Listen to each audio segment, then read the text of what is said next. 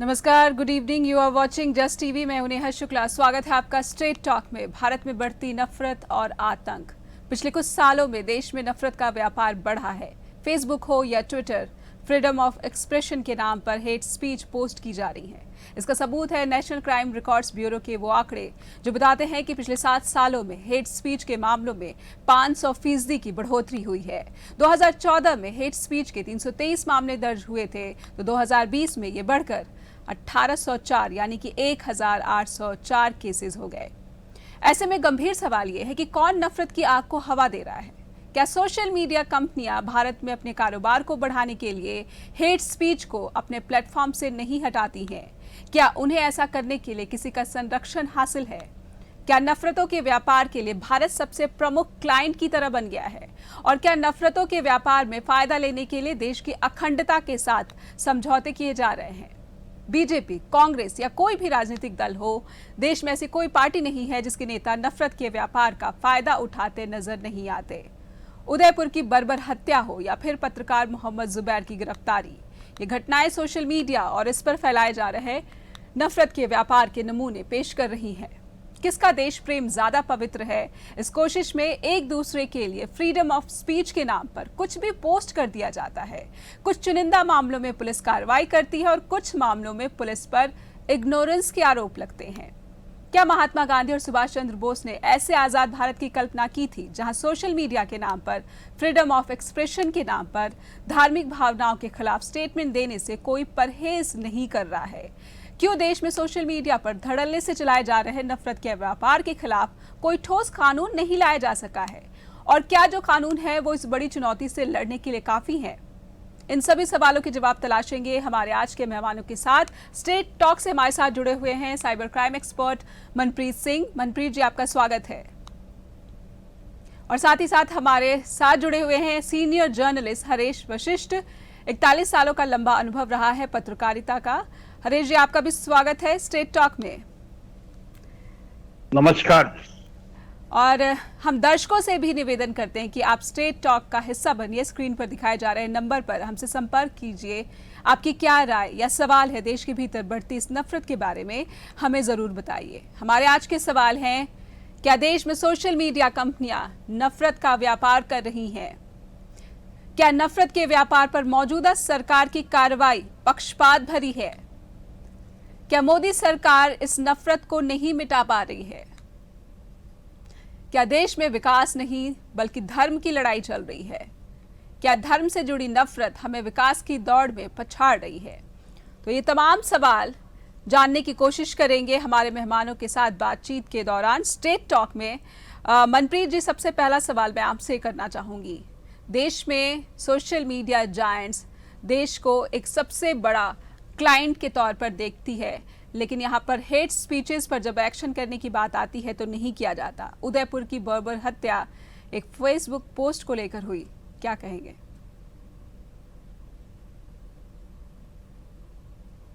जो भी hate speeches ये जो भी हेट स्पीचेस हो रही हैं और इनको जैसे प्लेटफॉर्म से आगे भेजा जा रहा है जी, सबसे पहले हम एक लीगल एस्पेक्ट समझ लें। मान लीजिए मैंने कोई ट्वीट जो है रिसीव किया है and that tweet is showing something which is not good, और अगर उस ट्वीट को मैं आगे फॉरवर्ड करता हूं किसी को, तो as per law it is considered कि वो ट्वीट मैंने ही बनाया है और मैंने ही आगे भेजा है, तो जो लायबिलिटी है वो मेरे ऊपर भी आती है। दैट इज एन अंडरस्टैंडिंग जो हमको हर यूजर को समझना पड़ेगा जो प्लेटफॉर्म यूज करता है ऑनलाइन, कि जो ओनर्स है वो सिर्फ उस पे नहीं आता जिसने उसको इनिशिएट किया, स्टार्ट किया, पर जैसे ही वो उस पर्टिकुलर ट्वीट को आगे रीट्वीट कर देता है तो एज पर लॉ ये कंसिडर किया जाता है कि ये जो रीट्वीट करने वाला इंडिविजुअल है उसने ही इसको क्रिएट किया है, इसको ट्वीट किया है।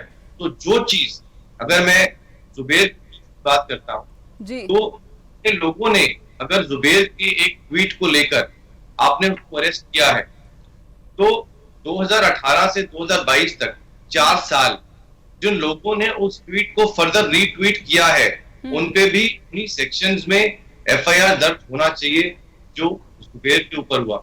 मैं अभी जुबेर के केस में मेरिट पे बात नहीं कर रहा। एफआईआर बनती है कि नहीं, 295A 163A बनता है कि नहीं, उस पर मैं अभी नहीं आ रहा।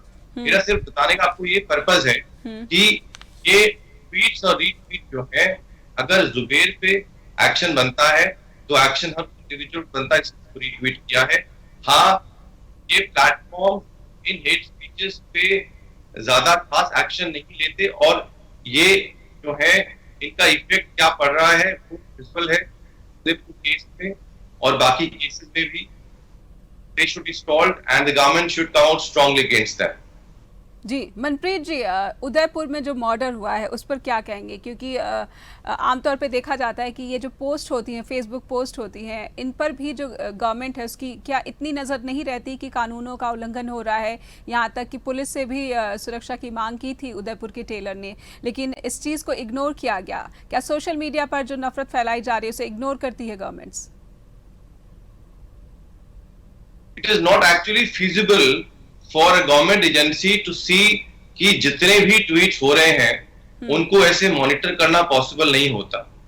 इट ऑल डिपेंड्स ऑन कि आपका सर्वर उस पर्टिकुलर प्लेटफॉर्म का कहां पे है, और उसको इतने प्रॉपरली वो लोग मैनूवर नहीं कर सकते, मॉनिटर नहीं कर सकते। दैट इज अंडरस्टैंडेबल, बट उसका रिएक्शन क्या होता है और कैसे उसको कर्व कर सकते हैं, वो चेंजेस हमको आईटी एक्ट 2008 अमेंडमेंट्स के बाद जो अमेंडमेंट्स की हम लोग सब वेट कर रहे हैं, उसमें अगर क्लियरली मेंशन होगा, अगर इंफॉर्मेशन टेक्नोलॉजी एक्ट में और चेंजेस आएंगी, जो चीज एक रिटार्डर बन जाएगी लोगों के लिए, और that is the only way to prevent. अगर कोई एक्शन या कोई इंसिडेंट होता है, उसको इन प्लेटफॉर्म्स के माध्यम से जब आप स्प्रेड करते हैं, तो the idea is what? The idea is to create fear in the minds of a common man, and that fear, once created, it leads to communal tension. That has to be done only through law and changes in the IT Act. Harish ji, आप मनप्रीत जी को सुन पा रहे होंगे, तो जिस तरह से मनप्रीत जी कह रहे हैं कि एक फियर क्रिएट करने की कोशिश की जा रही है, और सबसे बड़ा जो हथियार है वो ये सोशल वेबसाइट्स बन रही हैं, सोशल प्लेटफॉर्म्स बन रहे हैं। हरीश जी, उदयपुर की घटना हो, जिस तरह से मर्डर किया गया और बर्बर मर्डर किया गया, ये क्या पहले से ही जो एक प्रैक्टिस चली है कंट्री के भीतर सोशल मीडिया पर, हेट स्पीच की बाढ़ सी आ रही है, मामलों में इतनी बढ़ोतरी हो रही है, लेकिन इस पर जो गवर्नमेंट को लाना चाहिए था सीरियसली, जो कानून बनाए जाने चाहिए या बहस होनी चाहिए थी, उतनी नहीं हो रही है? देखिए, जो उदयपुर की घटना है, वहां कन्हैया नाम के एक व्यक्ति है, उसकी केवल इसलिए उसकी दुकान में घुसकर बर्बर हत्या कर दी जाती है कि उसने एक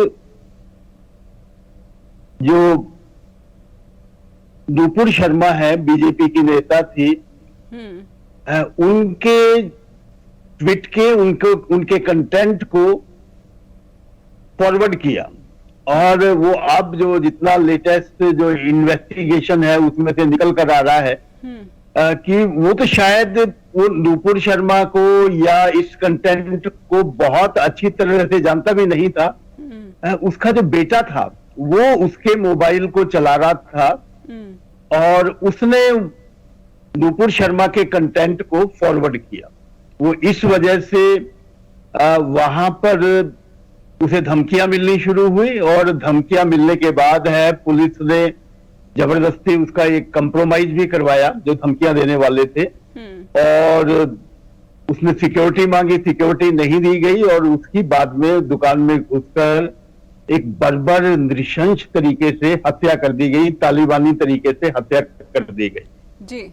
इसमें वो जो आपने जो आज का जो विषय रखा है वो बिल्कुल जुड़ता है कि सोशल मीडिया एक बहुत बड़ा वेपन है, वो बन चुका है, और वो वेपन, वो चाहे पॉलिटिकल मैसेज है वो देने का, वो चाहे बिजनेस है वो प्रमोट करने के लिए हो, और चाहे वो नफरत फैलाने के लिए हो, वो हर तरह से वो एक वेपन के तौर पर इस्तेमाल है वो किया जा रहा है जी। उदयपुर में यही हुआ, और उदयपुर की घटना ने एक बार फिर ये सवाल खड़ा कर दिया है कि क्या ये सोशल मीडिया है, ये एक बहुत बड़े दानव का रूप ले चुका है, जिसकी वजह से चाहे वो आपने जिसका मोहम्मद जुबैर है उनका जिक्र किया, पत्रकार हैं जी, और उन्हें गिरफ्तार कर लिया जाता है, अखलाक है, पहलू खान है, उनकी हत्या कर दी जाती है कुछ साल पहले जी। और उसमें सोशल मीडिया एक बड़ी भूमिका में उभरता है।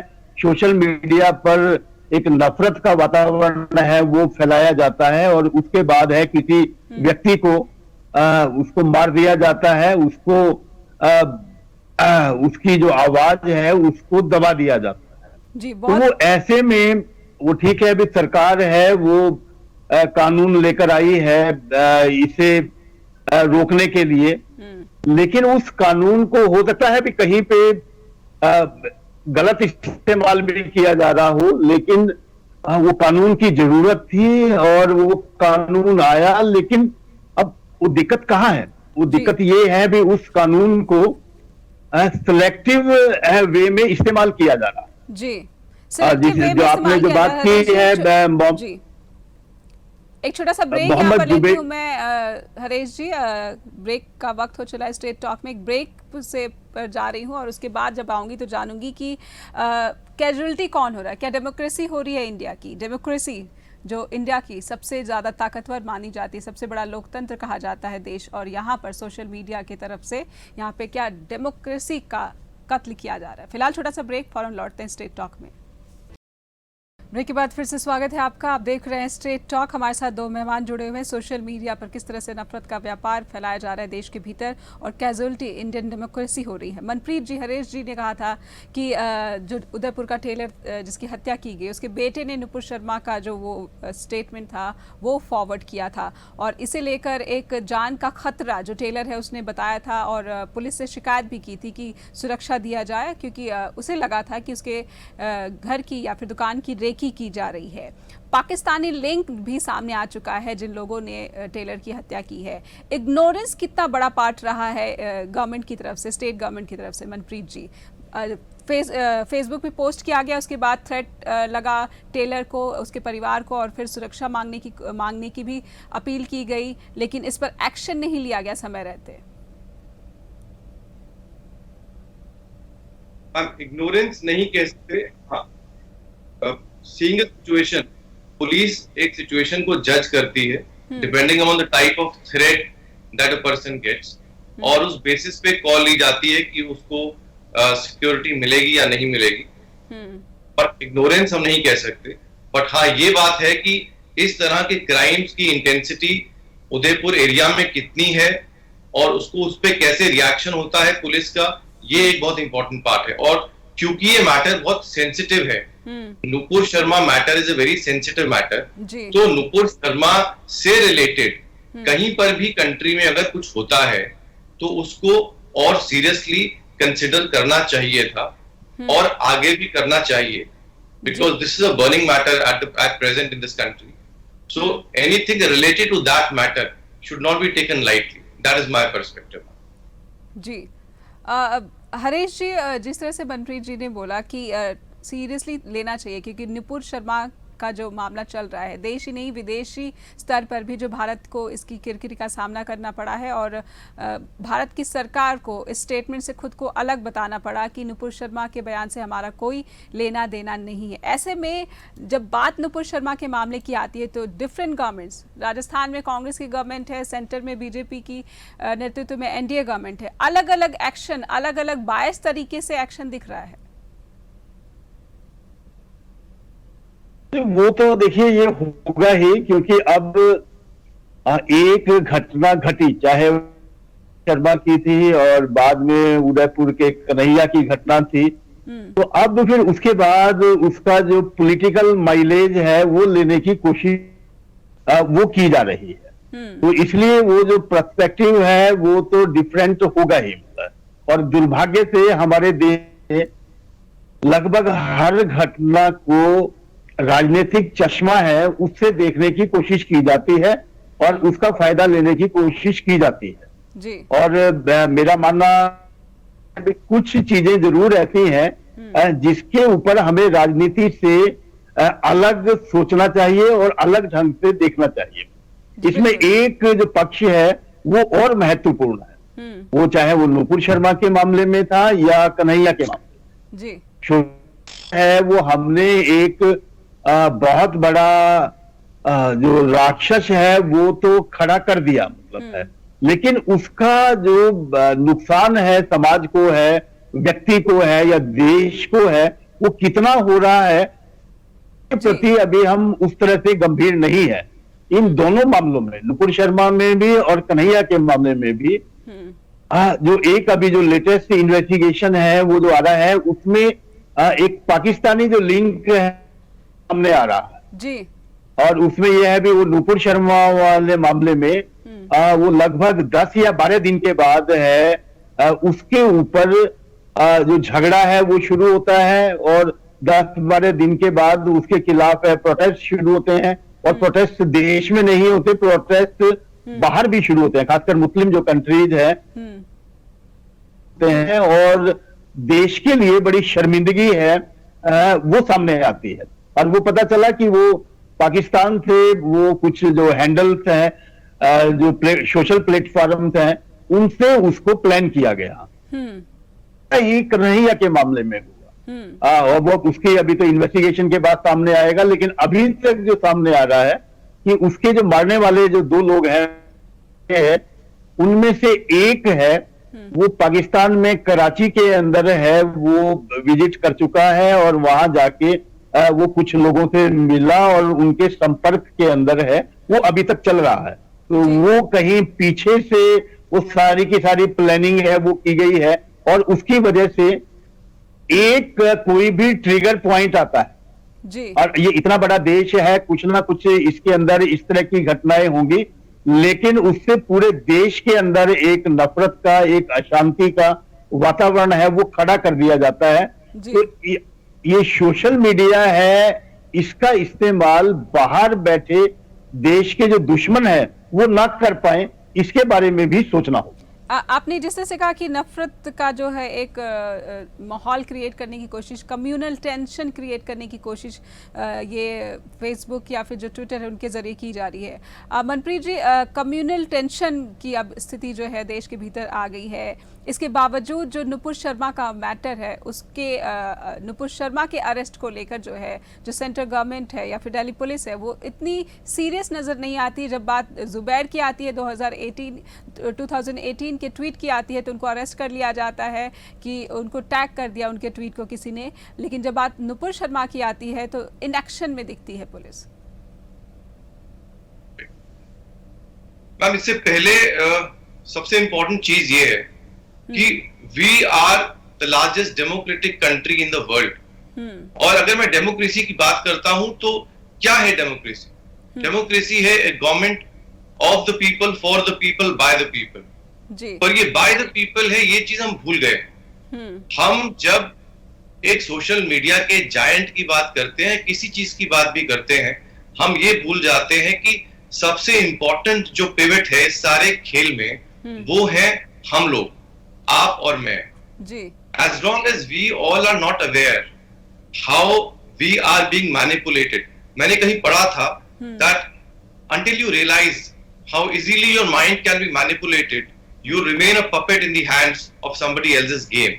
अब यहाँ पर ये बात समझनी पड़ेगी हमको कि ये सोशल मीडिया से हमको कम्युनल टेंशन दे कौन रहा है जी, और उसका रीजन क्या है। अब एक केस होता है नुपुर शर्मा का, उसमें पहले इंक्वायरी होती है, बाद में under section 295A FIR register होती है जी, और उसके बाद since she was a leader, she was suspended from that leadership जी। Now the issue was a big issue because you talk against somebody's profit, it's a big issue. The reason why 295A was initially inserted in Indian Penal Code was very similar. रंगीला रसूल एक किताब बनी थी 19th century में, और तब to protect the interest of the minorities, Muslims in particular, This section was inserted in Indian Penal Code by the Britishers. और इतने साल के बाद दोबारा से एक सिमिलर चीज आ रही है कि फिर से वही चीज दोहराई जा रही है, और ये सेक्शन जो है, this section does not enjoy a protection under freedom of expression, जो आर्टिकल 19(1)(a) है. That is one. सेकेंडली, अगर मैं सिमिलरली चीज एक कंपेयर करता हूं तो जुबैर के केस में एक क्लिप, एक पिक्चर जी 1983 की पिक्चर का एक फोटो या पोस्टर जिसको उसने ट्वीट किया जी, उसके बेसिस पे जुबैर को अरेस्ट किया जाता है. उस पे 295A और 153A में पर्चा दर्ज किया जाता है और उसको रिमांड पे भेज दिया जाता है. बट जुबैर के केस में ये डिफरेंस क्यों हुआ है?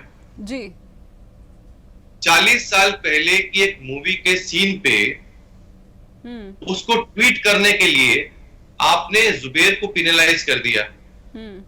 तो अगर जुबैर पिनलाइज होते, जिसमें मैंने आपको बताया कि लीगली फिर हर वो बंदा जिसने 2018 के बाद उस पर्टिकुलर ट्वीट को आगे रीट्वीट किया है, आप उसको भी अरेस्ट कीजिए, उस पे भी सिमिलर सेक्शंस में आप FIR दर्ज कीजिए. सेकेंडली, उसको जुबैर को बुलाया जाता है दिल्ली में किसी और पॉक्सो केस के लिए, और वो जब आता है वहां पर तो उसको इस केस में अरेस्ट कर लिया जाता है. जुबैर को कोई नोटिस नहीं दिया जाता under section 41A to understand his view on the entire case, and he is arrested. So why was a haste in arresting Zubair when the sections were the same that were done on Nupur Sharma? That is something that we, the people of India, as we are mentioned in the preamble, need to understand कि जुबैर को क्यों arrest किया जाता है उन्हीं sections में जिन sections में नुपुर शर्मा को नहीं किया जाता. तो क्या कोई मैसेज दिया जा रहा है किसी पर्टिकुलर कम्युनिटी को? क्या उनको मैसेज दिया जा रहा है? बिकॉज आयरनी इज कि जुबैर इज द पर्सन जिसने नुपुर शर्मा की इंटरव्यू जो हुई थी मई में, उसमें जो उसने बोला था अगेंस्ट द प्रॉफिट, उसको हाईलाइट किया था. और उसके बाद ये FIR होती है उन्हीं सेक्शंस में जिन पे नुपुर शर्मा पे FIR हुई थी, और उसको अरेस्ट कर लिया जाता है. जबकि on similar ground Nupur Sharma पे अभी तक पुलिस ने कोई एक्शन नहीं लिया. तो ये जो बायस है, ये bias, is it democratic? That is my first question. जी, and is it right?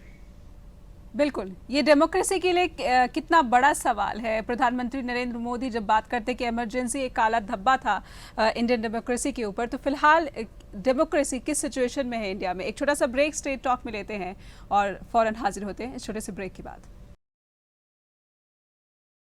Break के बाद फिर से स्वागत है आपका. आप देख रहे हैं स्ट्रेट टॉक. हमारे साथ दो मेहमान जुड़े हुए हैं और बात कर रहे हैं सोशल मीडिया पर फैलाए जा रहे नफरत के व्यापार की. हरीश जी, जिस तरह से मनप्रीत जी ने कहा कि एक बायस्ड अप्रोच सरकार का नजर आता है, और ये बायस्ड अप्रोच कहीं ना कहीं जो देश के दुश्मन है उन्हें मौके दे रहा है ताकि जो भारत की छवि है वो अंतर्राष्ट्रीय स्तर पर वो खराब हो. जुबैर की जो गिरफ्तारी हुई है उसे लेकर एक पाकिस्तानी जर्नलिस्ट ने जब UN के एक प्रेस कॉन्फ्रेंस के दौरान पूछा कि आपका रिएक्शन क्या है, तो UN ने कहा कि किसी भी जर्नलिस्ट को जो है एक्सप्रेशन के लिए, किसी बात के लिए, किसी ट्वीट के लिए अरेस्ट नहीं किया जाना चाहिए. UN की ओर से जब इस तरह की स्टेटमेंट आती है इंडिया के भीतर हो रही इस कानूनी कार्रवाई को लेकर, तो आप किस तरह से देखते हैं इस पूरे वाकये को?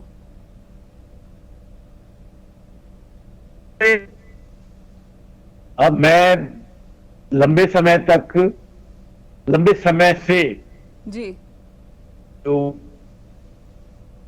मीडिया, जो हमारे जो जर्नलिस्ट हैं और यहाँ तक कि जो नॉन जर्नलिस्ट हैं, उनके इंटरेस्ट के लिए भी लंबे समय से काम कर रहा हूँ. मतलब ऐसी संस्थाओं के साथ जुड़ा हुआ हूँ जो इनके लिए संघर्ष कर रही है.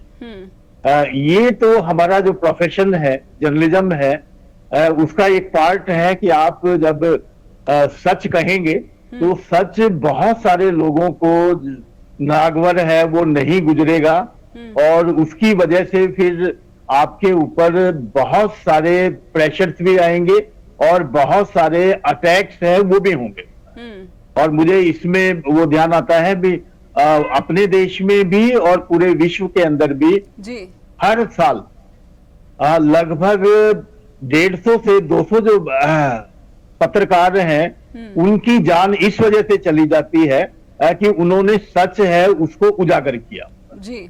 और ये इसमें साथ ही जैसे ये उदयपुर की घटना हुई है, इससे बिल्कुल आइडेंटिकल एक मामला है, क्योंकि उदयपुर में पत्रकार तो नहीं थे, वो तो एक सामान्य दुकानदार थे कन्हैया जिनकी हत्या की गई, लेकिन वो तरीका था जो हत्या का, वो तरीका वैसा ही था जैसे पाकिस्तान में कुछ साल पहले डेनियल पर्ल नाम के एक वेस्टर्न जो जर्नलिस्ट है उनकी हत्या कर दी थी। उनको लगभग 2 साल तक है वो बंधक बनाकर रखा गया, कैप्टिविटी में रखा गया, और उसके बाद 2 साल के बाद एक वीडियो आता है और उस वीडियो के अंदर उनका इसी तरह से, जिस तरह से कन्हैया है उसका गला काटा गया, उसका गला काट दिया जाता है। तो इसलिए ये तो आप मान के चलें भी वो जो जर्नलिस्ट है वो अभी जुबेर है उनको गिरफ्तार किया गया है। आप सच बोलेंगे तो वो सच बहुत सारे लोगों को पसंद नहीं आएगा और इस तरह की जो बातें हैं वो होंगी। बेशक वो अभी आपने जो इससे पहले जो सवाल उठाया था वो ये था कि वो देश में जो लोकतंत्र है, देश दुनिया का सबसे बड़ा लोकतंत्र है जी। और उसके बावजूद है ये इस तरह की जो बातें हैं वो होती हैं। वो चाहे वो जो आपने वो प्रधानमंत्री ने भी जिक्र किया, आप 1975 है उसका इमरजेंसी का समय था जिस समय 1 लाख लोगों को लंबे समय तक है वो जेल में डाल दिया गया और देश वो डेमोक्रेटिक प्रोसेस है उसको रोक दिया गया। मतलब या कुछ कुछ घटनाएं हैं वो अभी भी वो हो रही है जहां फ्रीडम ऑफ स्पीच है उसको कर्व किया जाता है। तो इसमें ऐसा नहीं है केवल एक सरकार है उसके द्वारा, अगर सेंटर के अंदर एक सरकार है तो स्टेट में दूसरी सरकारें भी हैं, वो हर जगह है, चाहे वो केंद्र में है या राज्यों के अंदर है। सरकारें हैं वो बहुत ज्यादा पसंद है वो नहीं करती हैं कि वो कोई जर्नलिस्ट है वो सच को सामने लाए, ही नहीं कोई भी सच को सामने लाए वो सरकारों को बहुत ज्यादा पसंद नहीं आता। इस सब के बावजूद, इन सब घटनाओं के बावजूद मेरा निश्चित तौर पर मानना है कि इस देश में भारत के अंदर लोकतंत्र है बहुत मजबूत हो चुकी हैं। इन घटनाओं के बावजूद है वो देश के अंदर है लोकतंत्र पनप रहा है। उसके कुछ जो काले पहलू हैं, शाह पक्ष हैं, वो भी सामने है। मैं अभी जब लोकतंत्र की बात है तो मैं पंजाब का वो जिक्र है वो करना चाहूंगा। पंजाब में 3 महीने पहले लोगों ने पसंद नहीं आया, लोगों ने तो एक जो 70 साल से 2 सरकारें चल रही थी, 2 पार्टियों की सरकार थी, उसमें से कुछ एक तो परिवार की सरकार भी थी, उनको बदल दिया और उनको हाशिए पे लाके खड़ा कर दिया। लेकिन 3 महीने के अंदर ही अगर वो आप जिस सरकार को भारी बहुमत से लेके आए हैं, अगर उस सरकार को भी आपने उसके कामों को, उसके एक्शंस को अगर आपने पसंद नहीं किया या आम व्यक्ति की आकांक्षाएं हैं उनके ऊपर वो सरकार खरा नहीं उतरी, तो 3 महीने बाद ही आपने मुख्यमंत्री ने जिस क्षेत्र को खाली किया था उस क्षेत्र के अंदर मुख्यमंत्री के उम्मीदवार को, उसकी पार्टी के उम्मीदवार को भी धूल चटा दी। तो ये हमारे लोकतंत्र की ताकत है, ये लोकतंत्र की खूबसूरती है। तो मेरा मानना है कि इन सब घटनाओं के बावजूद देश के अंदर लोकतंत्र है, मजबूत है और अभी भी मजबूती की तरफ आगे बढ़ रहा है। जी मनप्रीत जी, जो बातें हरीश जी ने कही कि लोकतंत्र को एक थोड़ा बहुत इसकी बातें तो हो रही हैं लेकिन मजबूती के साथ जो लोकतंत्र है वो बना हुआ है। हेट ऑफ स्पीच की बात मैं कहूँगी, कोई एक पर्टिकुलर डेफिनेशन नहीं है भारतीय कानून की। जब हम बात करें मनप्रीत जी तो पर्टिकुलर डेफिनेशन नहीं है। अगर हम दूसरे देशों की भी बात करें, यूके की बात करें, अफ्रीकन कंट्रीज़ की बात करें या यूएस की बात करें, तो यूके और अफ्रीकन कंट्रीज में इस तरह के कानून है कि जहां पर ये बताया गया है कि किसी भी कम्युनिटी रिलेटेड अगर आप किसी को हर्ट करते हो तो आपके खिलाफ एक्शन लिया जाता है, लेकिन जब यूएस में बात करते हैं तो वहां पर फ्रीडम ऑफ एक्सप्रेशन के नाम पर इस तरह का कोई पर्टिकुलर डिफिनेशन नहीं है हेटर्ड को लेकर। Manpreet ji, as per Indian penal code we have very specific sections. अगर हम आईपीसी की बात करें तो जो 295A और 153A में जुबैर को बुक किया है, वो सेक्शंस यही बोलते हैं कि हेट ऑफ स्पीच या कोई भी ऐसी चीज, स्पोकन, रिटन, वर्बल, विजुअल, कुछ भी हो, वो आप बुक करते हैं when these things, hate speech जिसको आप कहते हैं, वो चीजें आपस में दो रिलीजन्स में, कम्युनिटीज में आपस में टेंशन जनरेट करते हैं। बट यहाँ पर बहुत सारे जो एक्शंस हो रहे हैं जिसको हम मैलिशियस प्रोसिक्यूशन कहते हैं जी, वो हो रही है। मतलब हम प्रोसिक्यूट तो कर रहे हैं, हम ये सेक्शन भी लगा रहे हैं, बट इन सेक्शंस का मिसयूज हो रहा है। जैसे यूएपीए का मिसयूज होता है, जैसे पहले सेडिशन का मिसयूज हो रहा था।